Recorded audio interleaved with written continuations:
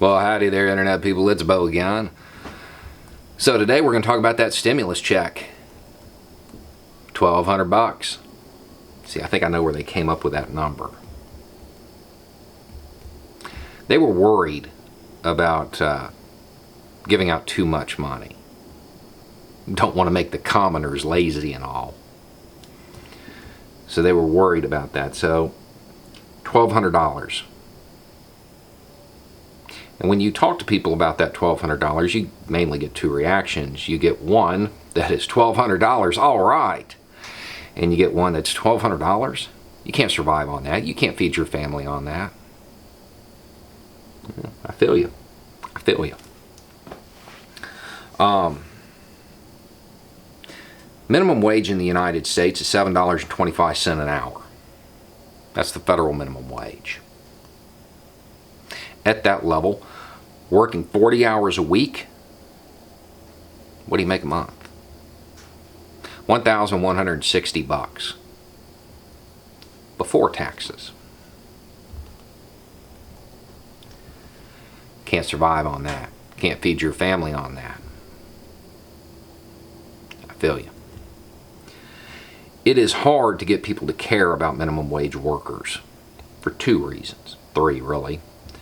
The first is that it's a small percentage of people who make exactly minimum wage. That's a small number of people. However, if you were to say bump it up to $7.50 or $7.75, well, that number grows a whole lot. Another reason is that there's a whole lot of propaganda about minimum wage workers. I don't know why you would need to produce propaganda against people that have no power. Doesn't make a whole lot of sense. Unless, of course, what you're doing is so immoral and so against the character and tradition of this country that normal people would speak out against it if they really got what was going on. That could be a reason. And then the other thing is the standard thing. It's hard to get people to care about something if they don't have any self-interest in it. So let's just go ahead and give everybody that self-interest. If you're one of those people who looks at a $1,200 check and is like, man, that's not going to help much. That's not going to put a dent in it. If you're one of those people, you're definitely the person I'm talking to right now. Because you're paying for a whole lot of minimum wage workers. See, at that level, somebody working 40 hours a week, and understand this is even higher than $7.25. If you go up, this still applies because our wages are that low in this country. Somebody who's working 40 hours a week at that level, they still qualify for government assistance. You're paying for that through your tax dollars. You're paying for it. So basically what's happening is you cover part of their housing. You cover part of their food bill. So the company who is exploiting their labor, well, they don't have to.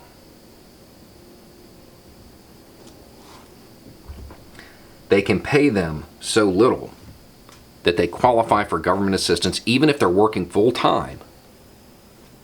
Don't worry, you'll pick up the tab.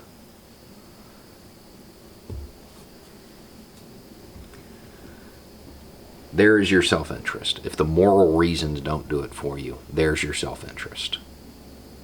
You are paying for it. You are providing a subsidy to big business out of your pocket. Now, anytime the subject of minimum wage comes up, there's always an argument that's thrown out. And I'm going to go ahead and just get rid of that now. Minimum wage came around in 1938 under Franklin Roosevelt. What did he have to say about wages? No business which depends for existence on paying less than living wages to its workers has any right to continue in this country. he goes on. By workers, I mean all workers, the white-collar class as well as the men in overalls.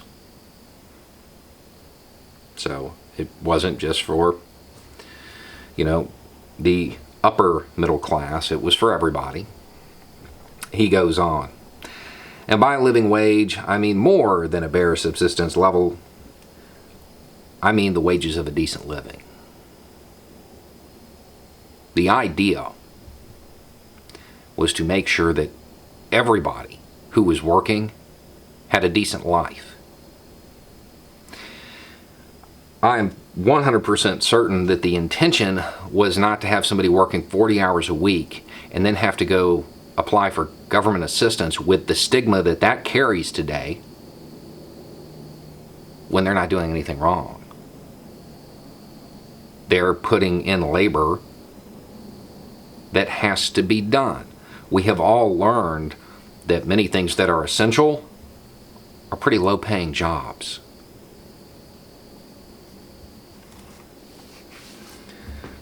So the idea that minimum wage is just for teenagers or, whatever, it's not true. It's not grounded in fact. It's not grounded in reality. That is not what it was for. It was to provide a living wage for all Americans. Everybody who's working should have a decent wage. I think they made an error. Because what's happened is it became very, very easy to illustrate what minimum wage workers make. Because they kind of chose a minimum wage number. Using $1,200 made it very easy to highlight how much the minimum wage workers in this country are being exploited. And the fact that those who look at a $1,200 check and are kind of like, man, that's not going to help. You're subsidizing it. When we come out of this, we're going to have the opportunity to change a lot of infrastructure. This is something we might want to look at. These essential employees, these essential workers who are out there literally risking their lives right now, I think they deserve decent wages. Anyway, it's just a thought. Y'all have a good night.